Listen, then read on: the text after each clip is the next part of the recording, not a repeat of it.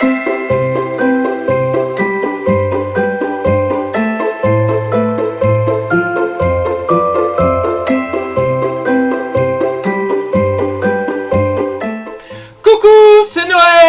Hello. Et c'est les 30 ans de Totem, et on sort de nos sacs de Noël, que vois-je? Acropolis, ça c'est les coups de cœur dont on va vous parler, les coups de cœur de l'année pour nous.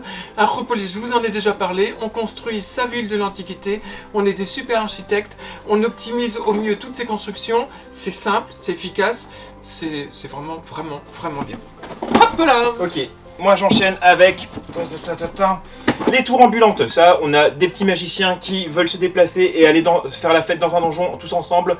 Mais pour ça, il faut qu'ils se déplacent dans des tours magiques qui vont s'envoler. Et on va avoir des super tours qui vont s'empiler les unes sur les autres. C'est super matériel.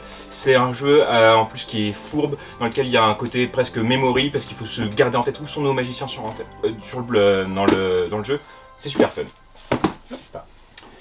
Et moi, je vais vous présenter Flamecraft, une petite nouveauté. C'est un jeu où on va embaucher des dragons dans différentes petites échoppes qui ont chacun leur spécialité. Donc plutôt envoyer un dragon qui fait cuire des bonnes saucisses dans une boucherie.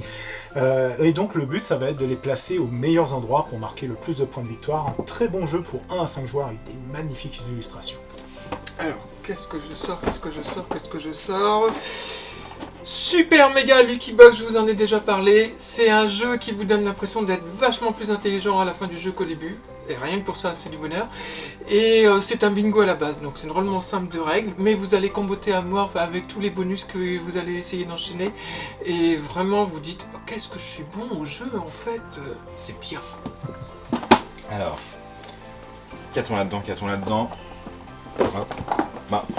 Alors ça pareil, on en a déjà parlé dans une autre vidéo, Cubosaur, mais c'est juste incroyable, on fait des collections de dinosaures, c'est un jeu fourbe, on passe son temps à essayer de pourrir le jeu des autres, à essayer d'épurer son jeu, à essayer de marquer le plus de points. C'est juste incroyable, tout le monde doit avoir Cubosaur. Et moi, le prochain, Brian Boru. Brian Boru est un jeu où on va devoir essayer de devenir roi ou reine d'Irlande. Un jeu où on va de majorité, où on va essayer donc de récupérer le plus de villes possible dans chaque province pour avoir la domination et essayer de marquer le plus de points de victoire. Un jeu avec une mécanique vraiment très sympa. Je vous renvoie éventuellement sur la vidéo précédente de Totem où je vous le présente plus en détail, mais il est vraiment excellent. Je sors un jeu que je ne sors pas de la boîte, mais, parce que j'en ai plus là, mais ça va revenir. C'est Alice is Missing. Alice is Missing, désolé, là, l'ambiance, je casse un peu, parce que c'est une jeune fille qui a disparu. Il faut la retrouver, on est tous des ados, on est en enquête, et en fait, on ne va pas parler, on ne va communiquer entre nous que par SMS, WhatsApp, tout ce que vous voulez dans ce genre-là. Et ça peut finir bien, comme ça peut finir très mal. C'est purement narratif, c'est l'ambiance qui monte petit à petit, c'est quelque chose comme on n'en a pas vu vraiment comme ça. C'est ultra bien pensé et je vous invite vraiment à le découvrir. Alice is Missing. Ok. Alors, on continue et qu'est-ce qu'on sort? On sort l'année des 5 empereurs. Ça, c'est un jeu sur la thématique de l'Antiquité. On est des hauts dignitaires romains qui veulent devenir empereurs. Bon, c'est pas malin parce qu'ils généralement ils sont assassinés au bout de quelques mois. Et c'est un jeu vraiment tendu parce qu'au début de la partie, on est tous des hauts dignitaires, on essaie d'accumuler des ressources et puis au bout d'un moment, on décide de s'auto-proclamer empereur. Et là, le jeu il devient super tendu, on fait la course aux objectifs pour conquérir des territoires, pour gagner les faveurs du peuple, de l'armée, etc. L'année des 5 empereurs, gros coup de cœur également. Et on enchaîne. Hop.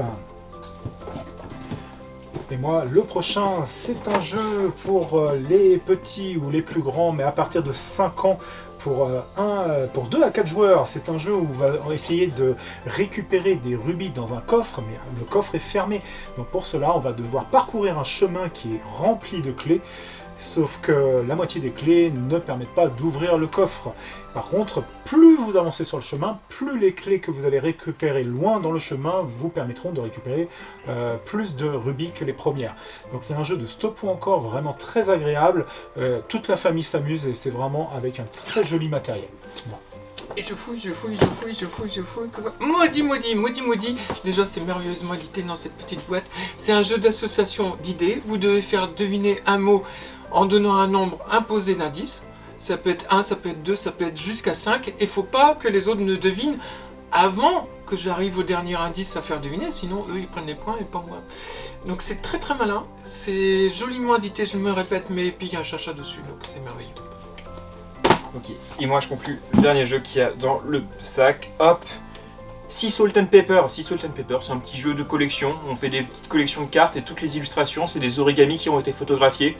C'est des règles super simples. À son tour, on se contente de récupérer des cartes et on cumule des points. Mais vraiment stratégique en même temps. Et en plus, jeu tout petit, facile à transporter partout. Moi, je l'ai tout le temps dans mon sac et je le sors dès que je suis avec des amis. Quand on prend le train, etc. Donc, gros coup de cœur. Et moi, le dernier de ma sélection, c'est Complice, un très très bon jeu d'ambiance, juste pour 2 joueurs. Le principe, c'est qu'on va devoir cambrioler donc une maison avec plusieurs pièces où on va essayer de récupérer des trésors. Pour cela, un des complices voit que en bleu, donc il voit les lasers rouges mais pas les bleus, tandis que l'autre voit tous les lasers bleus mais pas les rouges puisqu'il a des lunettes rouges. Et on va devoir se coordonner car un va guider l'autre à travers les pièces pour essayer de récupérer, donc comme je vous disais, le plus de trésors possible. Un super jeu d'ambiance réservé à 2 joueurs, mais alors vraiment tip top. Et alors, qu'est-ce que j'ai là? Ah bah oui, alors moi j'aime bien casser l'ambiance. Donc District Noir, super rigolo, vous êtes dans les films noirs des années 40. On se tire la bourre pour avoir le contrôle d'une ville en fait. Et c'est un jeu à 2, que à 2, et c'est ultra tendu.